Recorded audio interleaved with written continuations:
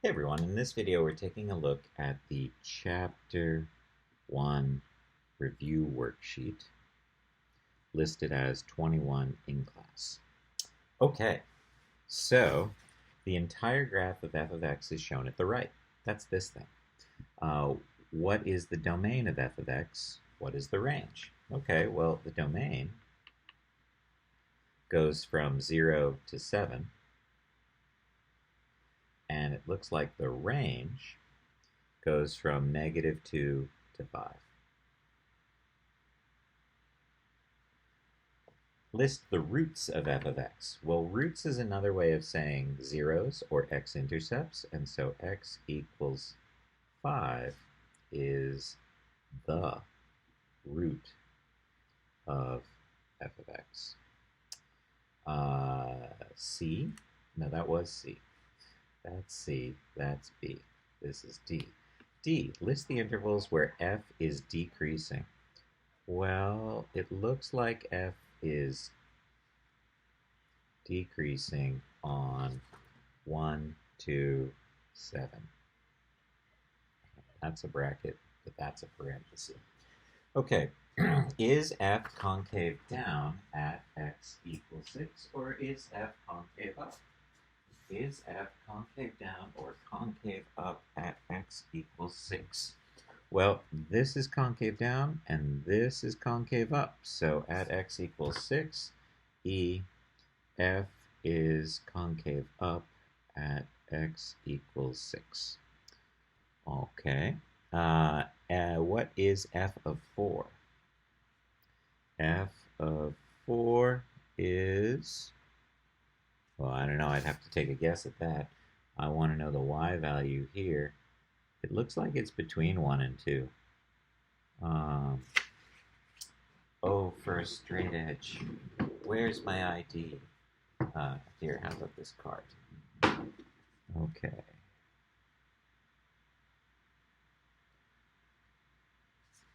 Yeah, I'd go with 1.5 is approximately G.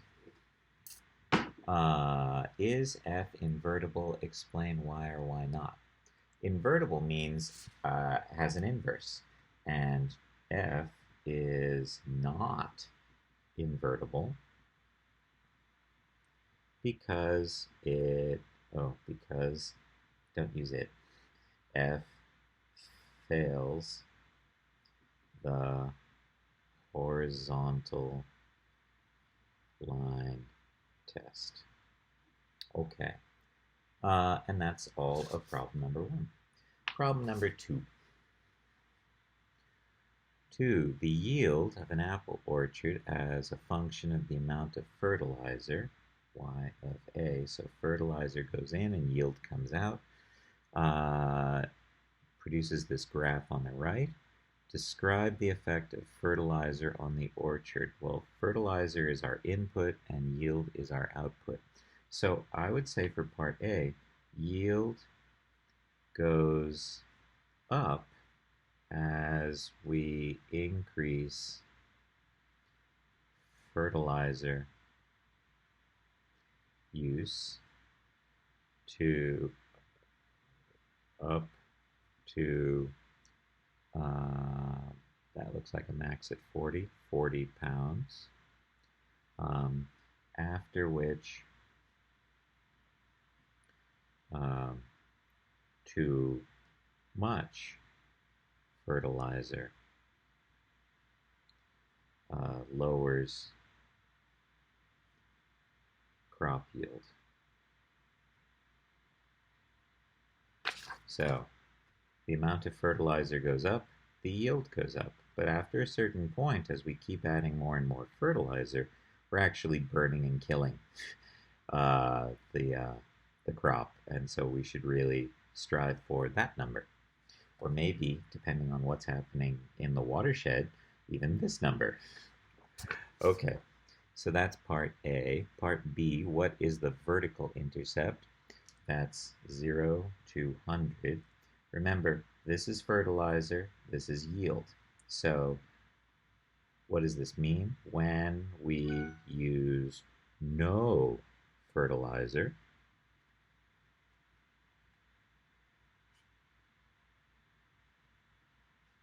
When we use no fertilizer, the yield is 200 bushels.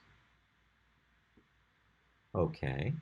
What is the horizontal intercept and what does it mean in this situation? That's 80, 0. When we use 80 pounds of fertilizer, the crop yield is 0. We killed all the apple trees, with too much fertilizer. Okay. What is the range of this function? Well, the range looks like it goes from, where's that card again?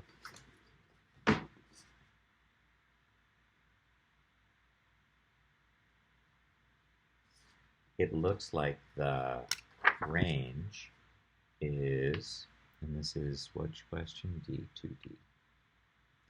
Looks like the range is 0 to 550 bushels. Okay. E. Is the function increasing or decreasing at 60? Okay, so at A equals 60. At A equals 60, the yield function is decreasing.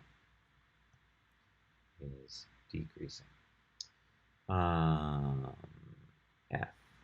Is the function concave up or concave down at 40? F is concave down at A equals 40. Okay. 3. Let's take a look at problem 3. 3 says, a rock is dropped from a window, falls to the ground. The height, S, is a function of time. So we have a function of time. That's height. That's time. Sketch a possible graph. Okay, so we dropped a rock. There's this thing called gravity, which makes it fall to the earth instead of floating in midair. Sketch a possible graph. The height, S. So this would be S sub O, our initial height. And this is when the rock hits the ground. Okay, what else? Part B. Explain what the statement f of 7 equals 12 means. Okay, so, oh, in meters, okay. So remember the input in this is time and the output is height in meters.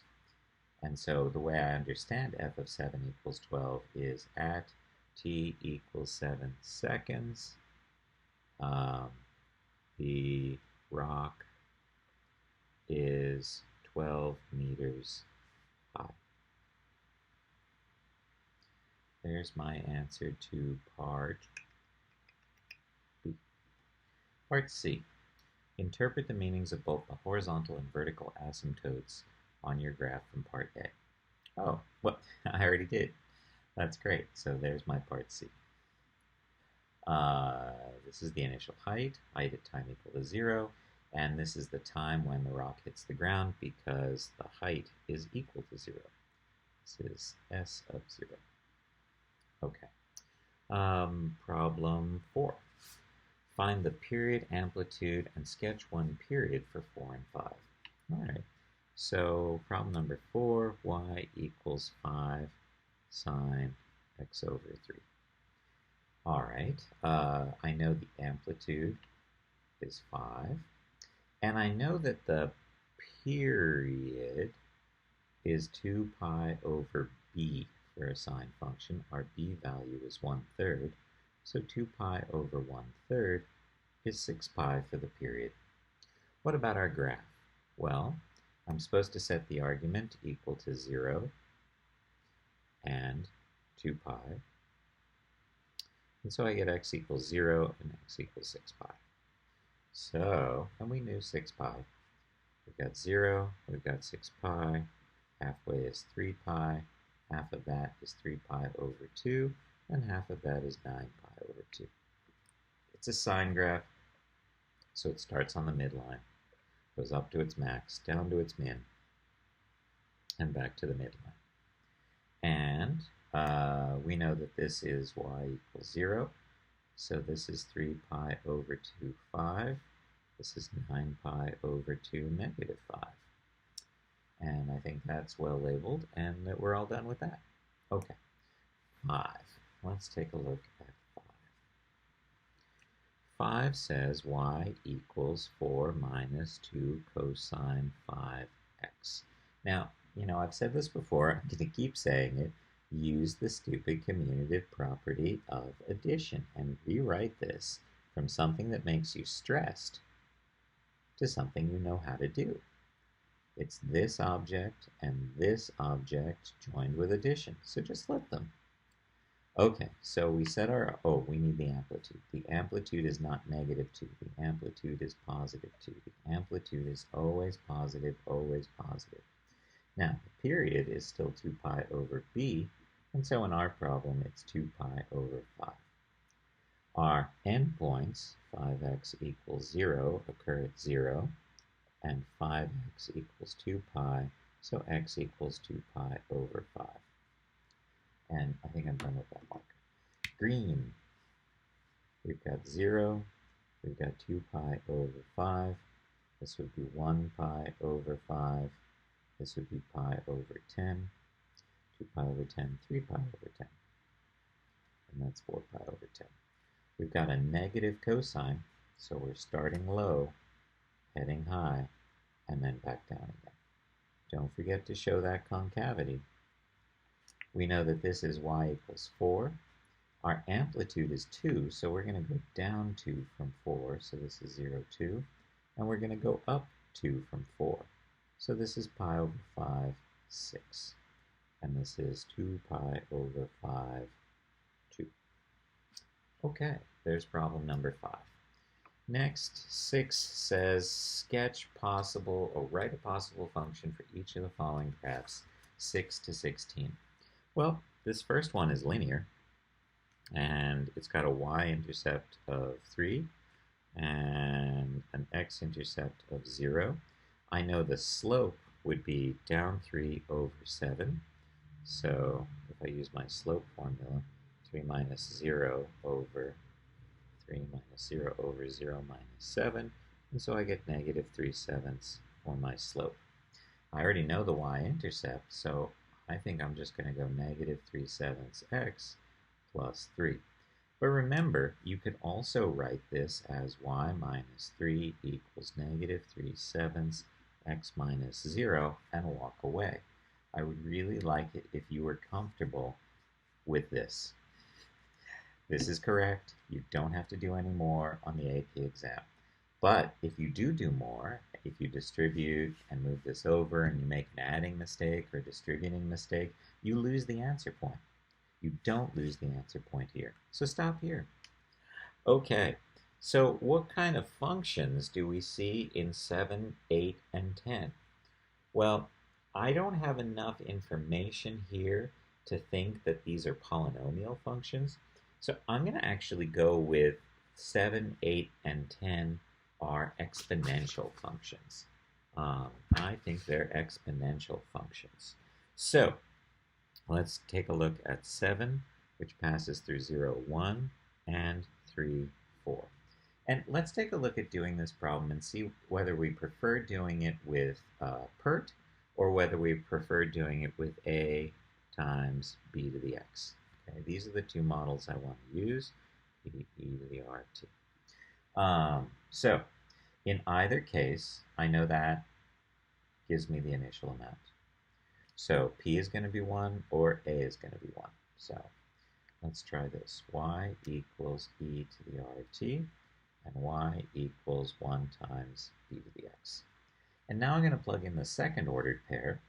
4 equals e to the 3r, and here it would be 4 equals b to the third. So here I have to take the ln still and divide by 3. So ln of 4 over 3 equals r. And so I can then write this equation as y equals e to the ln of 4 over 3t. This one, however, in order to get b by itself, I need to take the cube root of both sides. So b is going to be the cube root of 4. And so then I could write y equals 1 times cube root of 4 raised to the x. So either this equation or this equation. Which one did you think is easier? Yeah, I still think this is easier. But I did have to think about taking the cube root instead of taking an ln. And my experience is students generally, when they're dealing with exponentials and logs, only think in terms of exponentiating or taking the ln of both sides. Okay, 8. So 8 passes through 0, 3, and passes through 5, 9. Okay, so again, I know my initial amount. That's nice.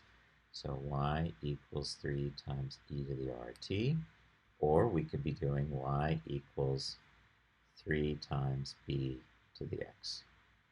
If I plug in my second ordered pair, 9 equals 3 times e to the 5r, and here 9 equals 3 times b to the 5th. I divide both sides by 3 in both cases. 3 equals e to the 5r.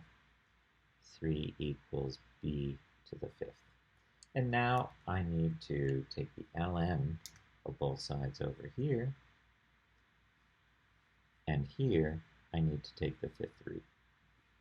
So b is the 5th root of 3, or ln of 3 over 5 equals r. So this model, y equals 3 times e to the ln of 3 over 5t, or y equals 3 times 3 to the 1/5 x. And look at that. That's 3 to the 1. When I'm multiplying and the bases are the same, I could write y equals 3 to the 1/5 x plus 1. Oh, I like that. Ew. Oh, yeah. I like that because I can read the transformations of it and know all about it. Yeah, I still prefer this method. You're welcome to use this method, but I'm not gonna. All right, number 9, a down-pointing parabola. It's got x-intercepts at -5 and at 0, and an a value. So we can plug in another point, like -2.5, 25. 25 equals e -2.5 plus 5, -2.5. So this is going to be 2.5 times -2.5, 5 halves, times -5 halves is -25 fourths. Okay, so 25 equals a times -25 fourths. If I multiply both sides by the reciprocal, I have -4 times 25 over 25 equals a, and so a equals -4. So y equals -4, x plus 5, x minus 0. That's one way to do the problem, using intercept form.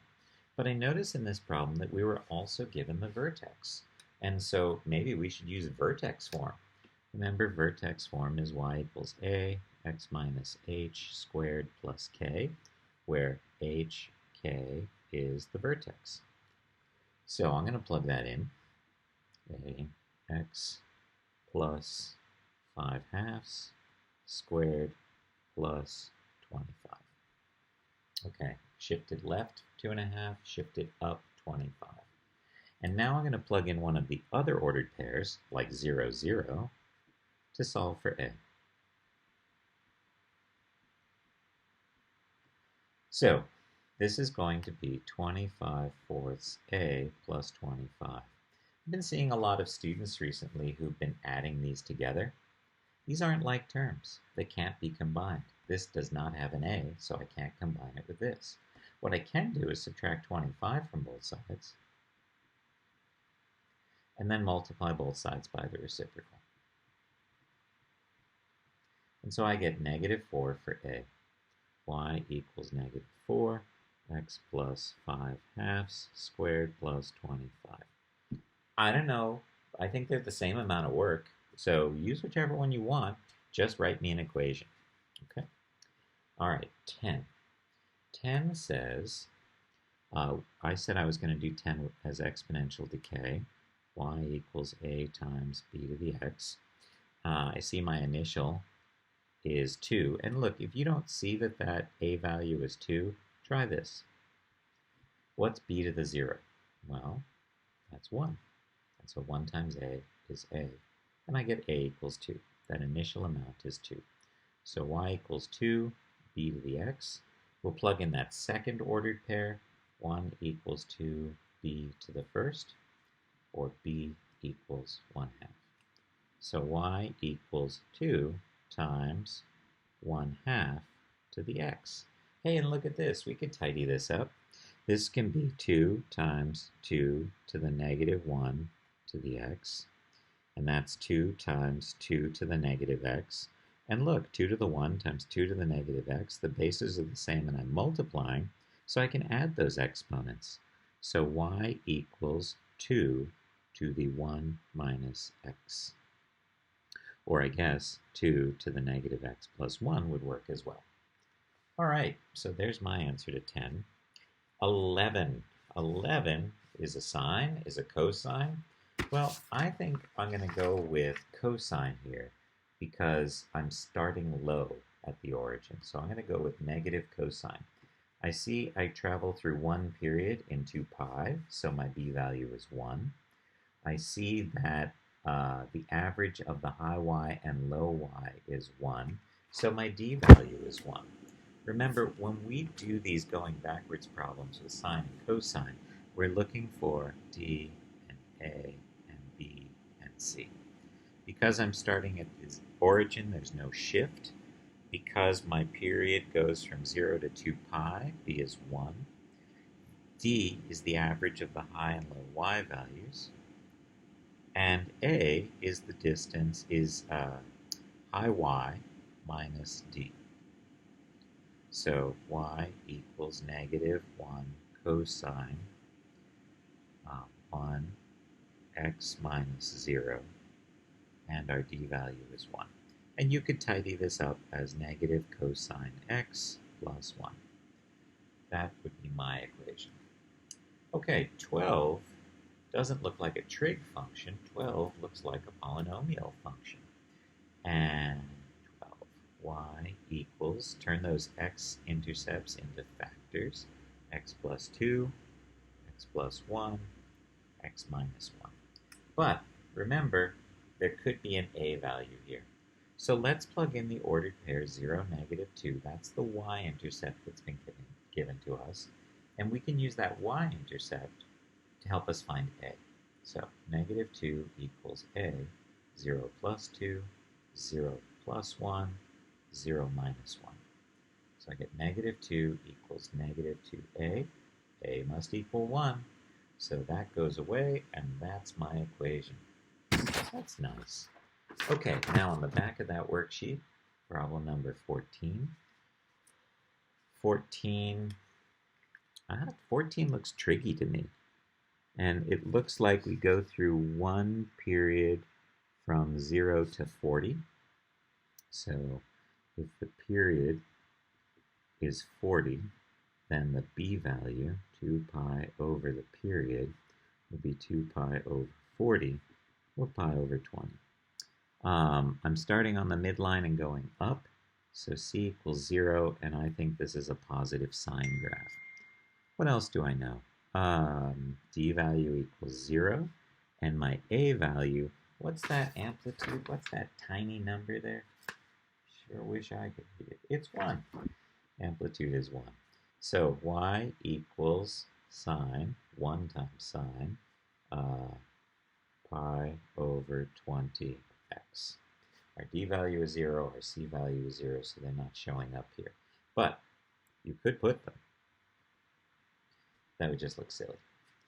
But you could put them. I would probably just write that. Okay? All right, so let's move on to the next one, 15. 15 looks like a polynomial function to me. Let's see what we can do. We've got x-intercepts at -5 and -1 and positive tiny letters. Blind teacher. That looks like 3. X minus 3. Okay, and then there's a y-intercept there of 0, comma, negative, is that 45? That's 45. So let's plug in -45 equals a 0 plus 5, 0 plus 1, 0 minus 3. So I get -45 equals -15a. Therefore, a equals 3. So my equation here is 3x plus 5, x plus 1, x minus 3. Please don't waste your time foiling that out. Just leave it like that. Okay, 16. Is 16 rational, or is 16 secant? And so that's an interesting question. Well,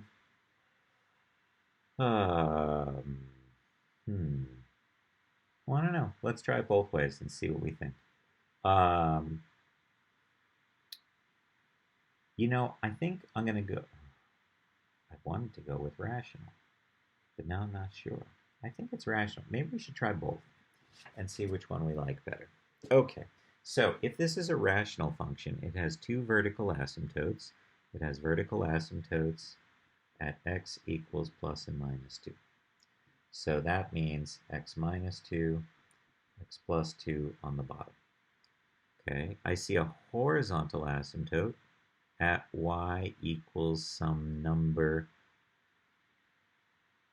I think that's 3, which means the degree on the bottom and the degree on top must be the same, and there must be a leading coefficient here. I see an x-intercept. I don't see any x-intercept. Look at that. The y-intercept is 0, -1/4. So I need something up here that doesn't produce any x-intercepts, like x squared plus 1. Except, hold on, I see the y-intercept is -1/4. So, -1/4. Well, if I FOIL the bottom out, x squared minus 4, and on top, I'm going to have an x squared, and no. Yes, I think that's it. Let's see if this meets all our needs. -1/4 for the y-intercept. This produces no real x-intercepts, and that's what I see. The degree on top and bottom are the same, so I look at the ratio of leading coefficients. There's my my horizontal asymptote, and 2 vertical asymptotes on the bottom. Yeah, I like that. Okay, but now what if we had thought this was secant? Okay, so it can't be secant because I don't know where this graph starts and ends. Yeah, I'm going with a rational function. Okay, now what about 17? 17 has a horizontal asymptote. What kind of functions have horizontal asymptotes? Well, the first thing that comes to my mind is exponential. But exponential functions usually look like exponential growth or exponential decay. What about this one? This one looks like this reflected down here and then shifted up. Okay, so, and what number is that? That looks like a 1 to me. Okay, so I think what I've got here is y equals negative. And does the base matter? Well, let's say b to the x plus 1, because this is y equals 1. Okay, so I flipped the graph upside down. I shifted it up one place. If I plug in a 0, this can't be 0, this can't be 1. So number to the 0 is 1. Negative 1 plus 1 is 0. Yeah, so you pick whatever base you want. It doesn't matter. We don't have enough information in this picture to to know for sure what the base should be. All right. Next, 18. The depth of the water in the tank oscillates sinusoidally once every 6 hours. The smallest depth is 5.5 feet. The largest depth is 8.5 feet. And the period is 6 hours. 2 pi over 6 is pi over 3 for our b value. We know the average of these, 13, 14, is y equals 7 feet. So d equals 7. We know a is the difference between this and this, so a equals 1.5 or 3/2.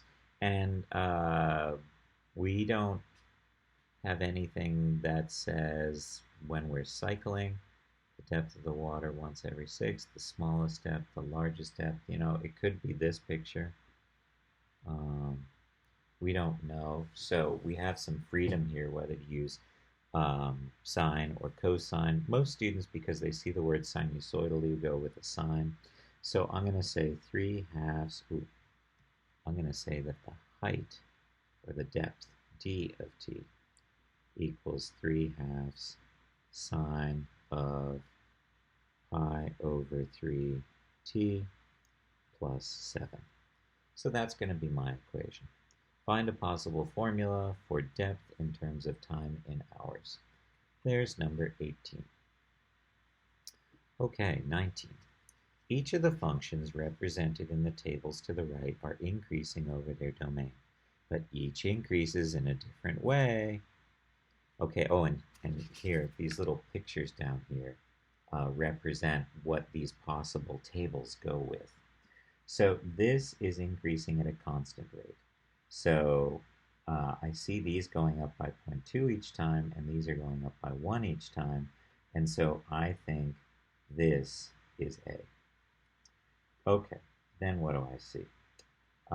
These go up by a lot, and then they go up by less and less and less. So that's B. It goes up a lot. No, those are X values. Whoa, hold on a second. These go up a little, then they go up a lot for a constant amount. Yeah, I think I have those switched. This is B, this is C. Yeah, because I change a big distance here to go up a little, and then at the end, yeah, I think that's correct.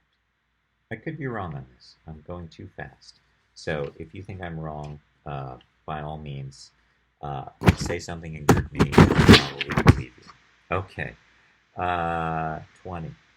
20 says h of x equals the ln of x to the third. Okay, find functions f and g. Oh, and we're told h of x equals f of g of x. Yeah, so this is called decomposition, where I'm looking at this and I'm saying, what must these functions f and g be if I plug g into all the x's of f of x? And so I would say that f of x is this outside function, ln, and that g of x equals this inside function, x to the third. So if I were to follow these directions and take this and plug it in there, I'd end up with that. So there's my answer to 20. How about 21? 21 says h of x equals ln to the third of x. Now, be careful with this notation. This notation, ln to the third x, means ln of x to the third. So now my inside function is ln of x, and my outside function is cubing. So I would say that f, the outside function, is x to the third, and g, the inside function, is ln of x. Okay, 22. The culture of bacteria originally numbers 500. After 2 hours, there are 1,500. Assuming exponential growth, how many bacteria after 6 hours? Okay, well, P equals P sub O e to the kt. We've got 0, 500, so we can go with 500 e to the kt. Now I'm going to plug in this ordered pair, 1,500 equals 500 e to the k times 2. So I divide both sides by 500, e to the pk. I take the ln of both sides, I bring down the power to k equals ln of 3. So k is ln of 3 over 2. So my model is going to be p equals 500 e to the ln of 3 over 2t. And they ask the question here, how many bacteria after 6 hours? So p of 6 equals 500 e to the ln of 3 over 2 times 6. Well, those are going to cancel and give me a 3 here. And because I'm really lazy, I'm not going to pick up the calculator right now. You'll probably pick up the calculator, but I'm going to write 3 ln of 3 here. And this is how lazy I am. I'm going to kick this up here and get 500 e to the ln of 3 to the third, which is 500 e to the ln of 27. And then, dink, e to the log base e are inverses and cancel each other out, so I have 500 times 27. So, what is 500 times 27? A lot of bacteria. 500 times 27 is 13500 bacteria after 6 hours. Okay. Nice. I wonder if I do this, 500 e to the 3 ln of 3. Yep, same number. Okay. That was 22. Now we've got 23. 23 says culture of 100 bacteria, 0, 100, doubles in 2 hours to 200. How long will it take to get 3,200? Okay, so P equals 100 e to the kt. We double 200 in 2 hours.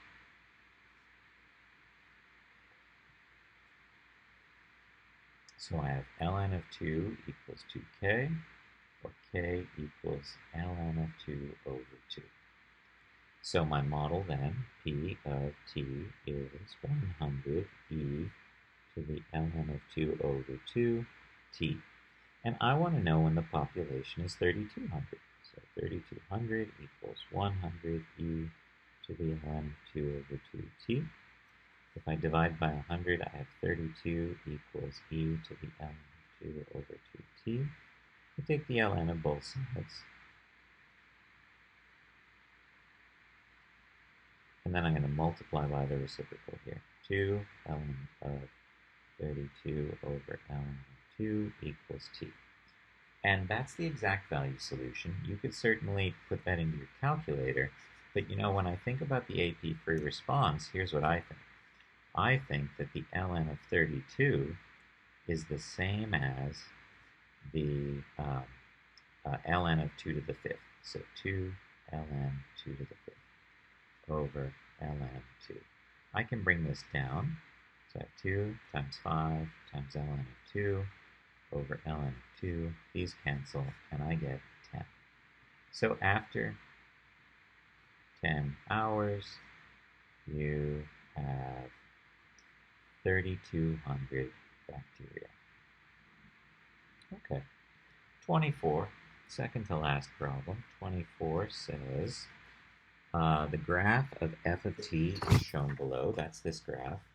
The number of motor vehicles registered in year t. Okay, so f of t, where t equals years, and f equals millions of cars. Okay. Is f invertible? A. Yes, f is invertible because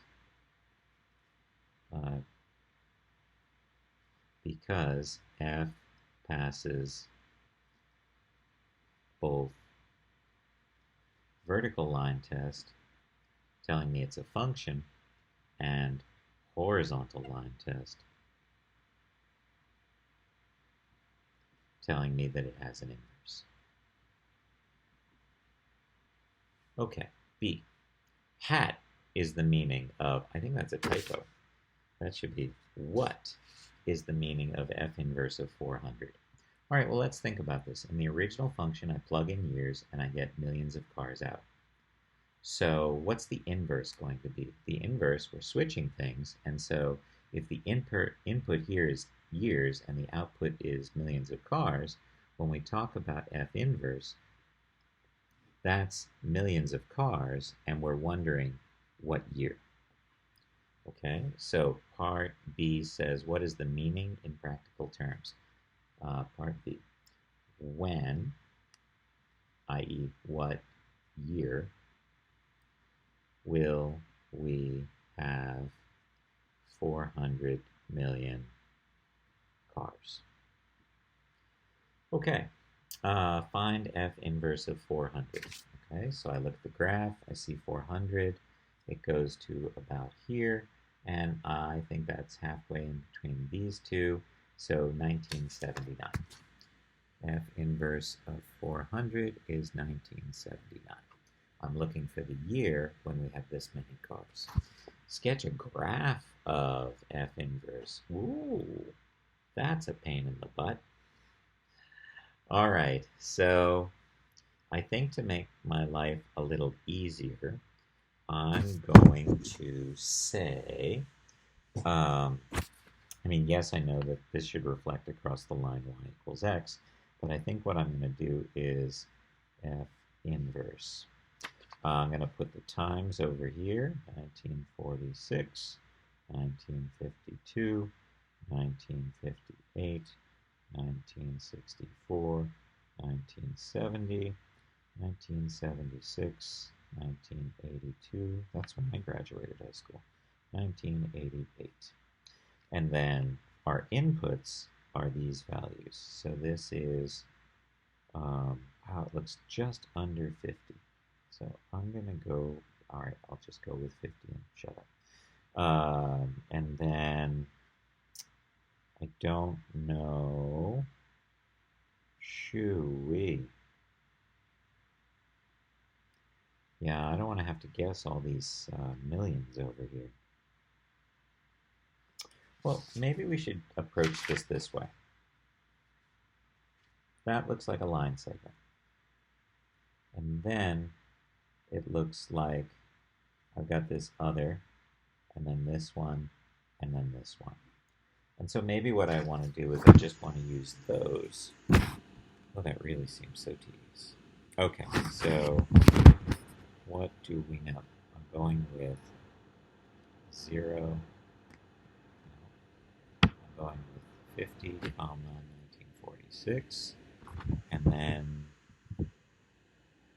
150, 1964. Okay, so if I think about the slope here, 1964 minus 1946 over 150 minus 50. So that's 1424. No, 4 to get me 50, 1418 over 100, or 0.18. Okay, so that's my slope. And wow. Can I change my mind? Because I just, what a pain in the butt. Who wrote this worksheet? Well, I guess I did. Yeah, I don't know what I was thinking then. I must be crazy. Because now I don't even want to write the inverse of each of these lines. But let's see. Okay, so y minus 1946 equals 0.18 x minus 50.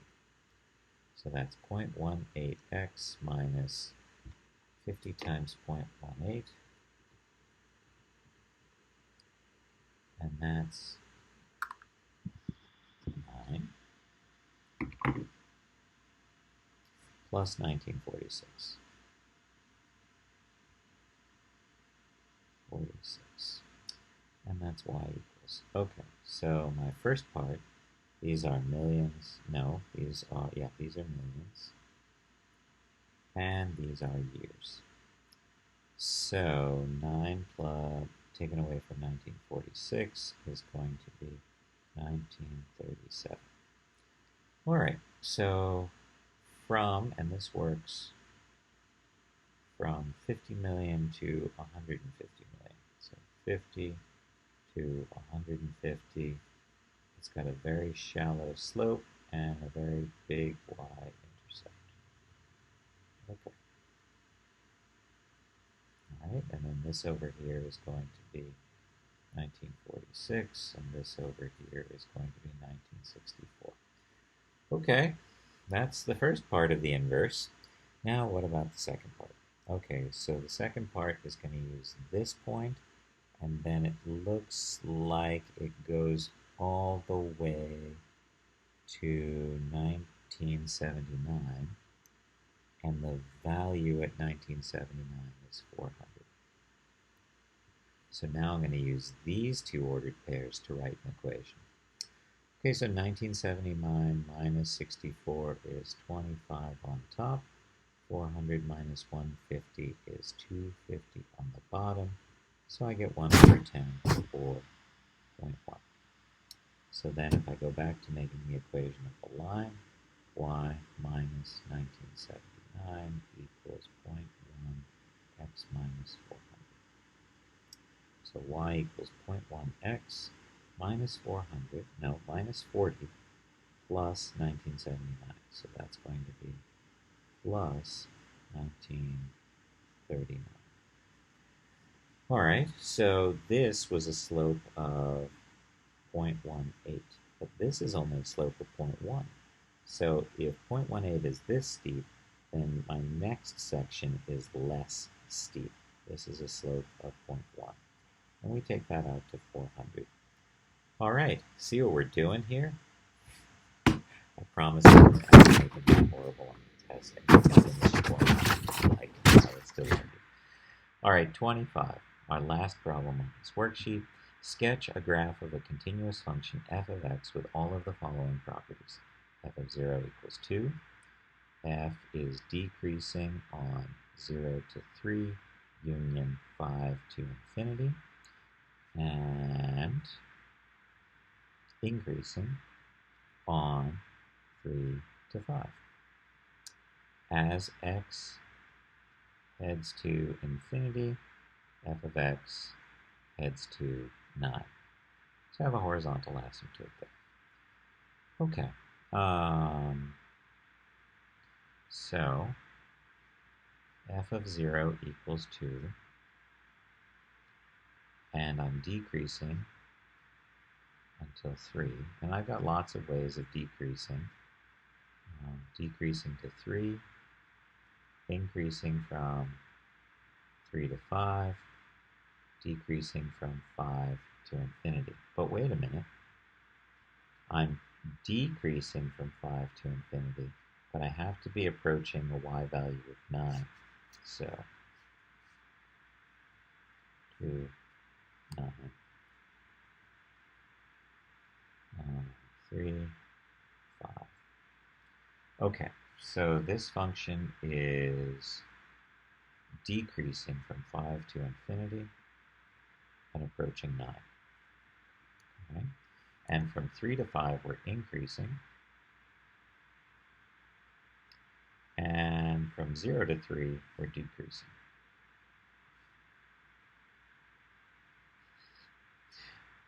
Wow. That can work. We're decreasing from x equals 0 to x equals 3.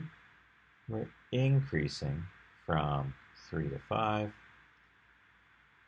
And we're decreasing from 5 to infinity. All right, let's see what the question is. Is it possible for the graph of f to be concave down from 6? No, it is not. No, because if this were a concave down graph, we wouldn't be able to approach 9 as x heads to infinity. So, no, it's not possible for f to be concave down on 6 to infinity because we couldn't approach y equals 9 as x heads to infinity. All right. Well, I hope this worksheet was helpful and didn't destroy your confidence too much. It's certainly the toughest one, but I always feel like it's good to have something tough before you walk into a test so that you can know that even if you handle the tough thing, are still good to go on the rest of it. All right, well, have a great day, everyone, and good luck on your